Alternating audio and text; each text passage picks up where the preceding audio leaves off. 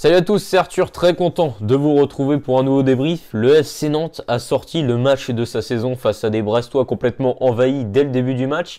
Alors vous ne rêvez pas, c'est pas le Barça mais c'est bien Nantes qui a infligé 4-1 à Brest, donc bon.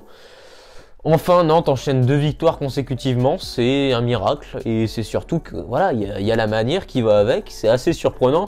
Il y a des raisons qui peuvent expliquer ce regain de forme là à la fin, on va peut-être pas en parler parce que je préfère ne pas y croire, mais il y en a beaucoup qui y pensent. Donc on en reviendra dessus. Tout d'abord, comme d'habitude, on commence avec le résumé du match. Alors ça a commencé assez rapidement dans le match avec des Brestois qui avaient plutôt bien commencé. Ils avaient la mainmise technique sur le match. Et on sentait que des Nantais étaient quand même pas mal dans leur camp. Ils respectaient surtout le schéma tactique qui a été mis en place par Antoine Comboiré, c'est-à-dire évoluer vraiment étape par étape, avoir un bloc très solide. Et puis après, c'est des phases de transition. On joue sur le côté et on veut... Avec 2 joueurs très importants en termes de passes et techniquement au milieu, Luzza et Chirivella, qui ont fait une très bonne paire dans ce match. Et bah au final ça a été compliqué au début puisque Brest était quand même beaucoup dans le camp nantais. Puis rapidement on a senti que Nantes sur des phases de transition était quand même très dangereux.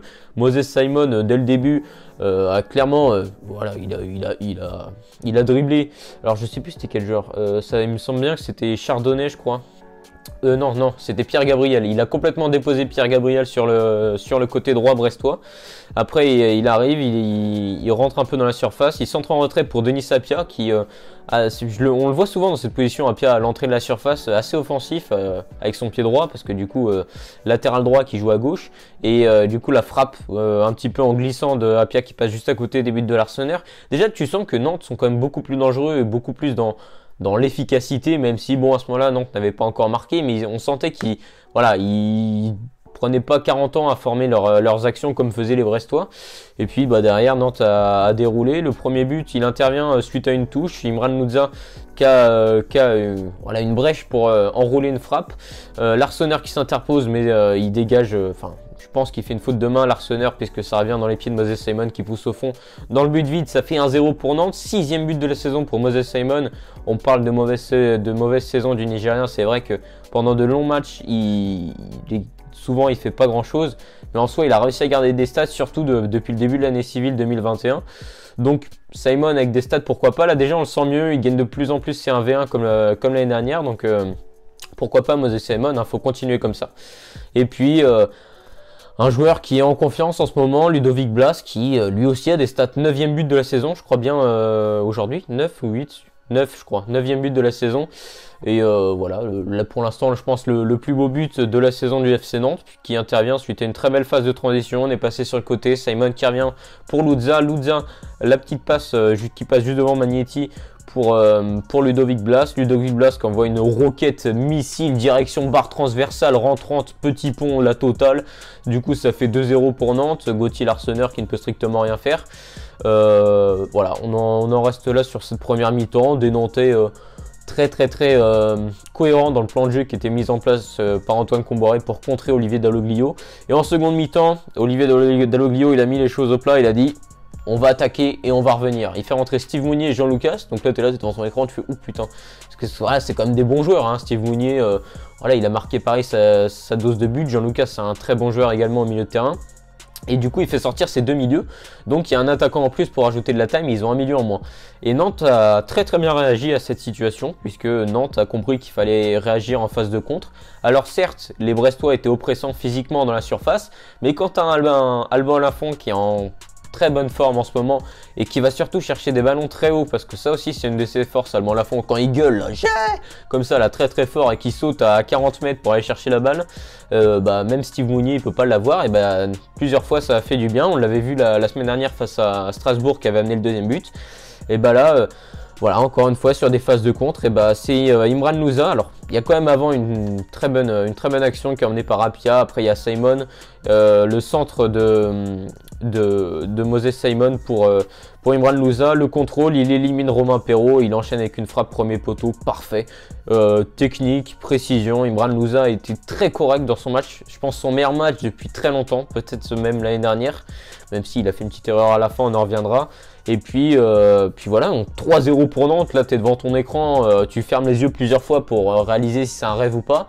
Alors visiblement non, ça n'est pas un rêve. Nantes a bel et bien mené et malmené les Brestois pendant ce match. Et surtout que toujours dans une phase de contre, Randal Kolo Muani qui avait été plutôt discret depuis le début du match, qui se tape un sprint à la Usain Bolt, voilà, sur plusieurs mètres, qui arrive devant Gauthier Larsonneur. Il fait mine de frapper, Larsonneur il saute, il fait alors toi tu marqueras pas, sauf que il n'a pas frappé, il a laissé le ballon passer, c'était une feinte, et du coup Larsonneur il fauche Randal Kolo Muani dans la surface. Après du coup Pidgila entre les Nantais pour savoir qui va le frapper, et c'est Khalifa Koulibaly qui a pu marquer depuis 38 ans, qui a pu marquer depuis 1 an et demi quand même, hein, pour un attaquant c'est quand même beaucoup, qui s'est dit bon il serait peut-être temps que j'en plante un, et du coup il a quand même bien transformé son penalty face à Gauthier Larsonneur. 4-0 pour Nantes à ce moment là, voilà, tu te dis mais qu'est-ce qui se passe quoi, 4-0 pour Nantes, mais Brest, le jour où tu te prends 4-0 pour Nantes, mais va en National 2 quoi, franchement, Brest, oh. Donc voilà, et puis après, Brest a eu un petit regain de forme suite à ce but, il se dit putain, faudrait peut-être sauver l'honneur. Heureusement, Nantes a pu compter sur un Alban Lafont très correct, et également André Girotto qui avait remplacé Castelletto dès le début du match, qui a fait un match également très cohérent. Il y a Palois aussi, voilà, il y a eu une bonne défense dans l'ensemble, et même si Alban Lafont a sauvé la mise à plusieurs reprises, très bon Alban Lafont, qui a d'ailleurs prolongé son contrat de 4 ans avec le FC Nantes. Surtout Nantes a levé son option d'achat de 7,5 millions dans l'optique probablement d'une plus-value, d'une revente cet été, on verra bien, mais en tout cas il termine bien l'année pour l'instant Alban Lafont. Et puis 4-0, on avance. Ludo Blas qui fait un carnage dans la surface. Chardonnay qui sauve juste devant alors que c'était à bout portant face à l'Arseneur. Donc on n'était pas loin du 5-0. Et au final, c'est Brest qui... bon, alors là, c'est quand même une grosse erreur d'Imran Louza. Tu le vois partir, puis tu sens que les Nantais s'étaient complètement relâchés. Qu'ils se disaient, oh, là, on joue pour le plaisir. T'avais Rolly Pereira de ça qui faisait son show et tout. Tu sentais qu'ils voulaient vraiment limite des stats. Hein. Ils étaient limite individuels à la fin. Et il fait une remontée de balle, Louza. Tu sens qu'il est pas très confiant et d'un coup il pousse un peu trop son ballon. Récupération brestoise, après ça va vite, le décalage est créé. Jean-Lucas face à Lafont, Lafont le sort, mais bon, Lafont il peut pas intervenir 40 fois. Romain Fèvre qui inscrit derrière son 6e but de la saison et qui sauve l'honneur pour Brest, parce que oui, clairement il sauve l'honneur. 4-1, score final. Alors, comment dire il y a une théorie selon laquelle Valdemarquita serait venu dans le vestiaire des Nantais et leur aurait proposé 50 000 € chacun en cas de maintien. Et bizarrement, ça coïncide réellement avec un regain de forme complet du FC Nantes. Mais quand je dis complet, c'est ils sont passés, vraiment, hein, ils sont passés des chamois niortais au Barça. Alors effectivement, c'est quand même plutôt criant, notamment quand tu vois des joueurs comme Pedro Chirivella. Le mec il se fait bouffer sur la majorité de ses duels en Ligue 1. La semaine dernière dans le débrief je disais que ça pourrait être un très bon joueur s'il musclait un peu son jeu.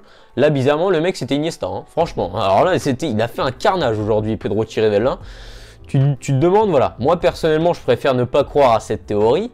Je préfère me dire que Antoine Comboré a enfin trouvé un 11 qui est cohérent et qui va pourquoi pas emmener Nantes vers le maintien. En tout cas le 11 qui pour l'instant à mes yeux a le mieux fonctionné depuis le début de la saison. Donc voilà, c'est cohérent, tu as des joueurs qui se mettent un petit peu plus au diapason.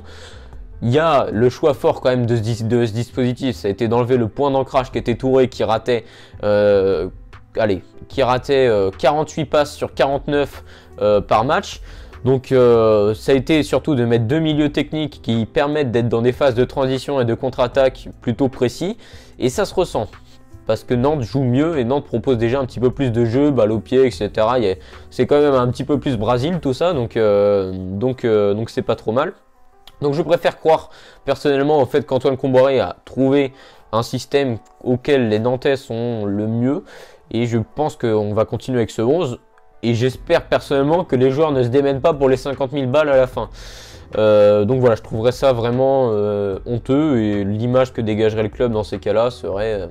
déjà que la réputation du FC Nantes en France, bon, c'est pas terrible. Là, l'image sera encore plus ternie. Donc, dans les tops et les flops, il n'y a pas de flop parce qu'on a gagné 4-1. Donc, dans les tops, On va mettre Pedro Chirivella, comme j'ai dit c'était Iniesta, le mec c'était un truc de malade, son meilleur match. Fin de saison très intéressante pour l'Espagnol qui après sa deuxième très bonne mi-temps face à Strasbourg s'est enfin réveillé et il montre enfin ce qu'il vaut et tu peux comprendre pourquoi Jürgen Klopp l'encensait parce que quand il est comme ça il est très précis dans ses passes et si tu remarques bien à chaque fois que Nantes lance une attaque en phase de transition, il touche toujours la balle à un moment ou à un autre pour éclaircir le jeu et il le fait très bien. Et ça fait mais un bien fou au club qu'est le FC Nantes. Après, il y a Imran Louza, parce qu'évidemment, hein, pour mettre à mal, pour être dans un jeu de transition comme ça, il faut avoir des milieux qui font un très gros match. C'est ce qu'ils ont fait aujourd'hui le FC Nantes.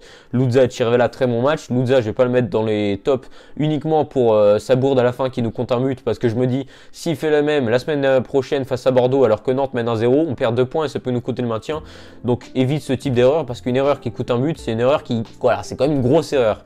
Même s'il y avait 4-0, pour moi, voilà, je pense que ça aurait été également très important de maintenir le clean sheet. À cause de toi, on l'a pas eu, donc t'es pas dans les flops. Voilà ma logique. Désolé Imran, mais il faudra encore montrer plus que pour confirmer ta bonne saison dernière. Même si aujourd'hui, je sais, tu as fait un bon match, je le reconnais, tu as fait un bon match, mais je ne vais pas mettre dans les tops. Surtout qu'il faut récompenser un autre joueur, c'est Moses Simon qui va beaucoup mieux, ça se ressent depuis l'arrivée d'Antoine Comboiré dans les stats et également dans le jeu. Aujourd'hui, il était positionné côté gauche, plutôt MG.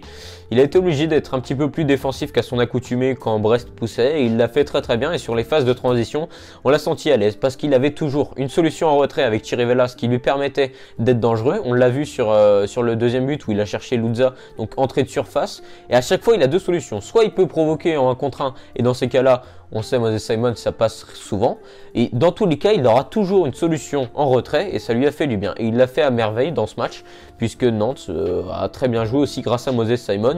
Passe décisive sur le but de Louza, il a marqué, oui j'avais oublié, il a marqué au tout début justement suite à une frappe d'Imran Louza. Donc une passe D, un but, grosse presta selon moi pour Moses Simon.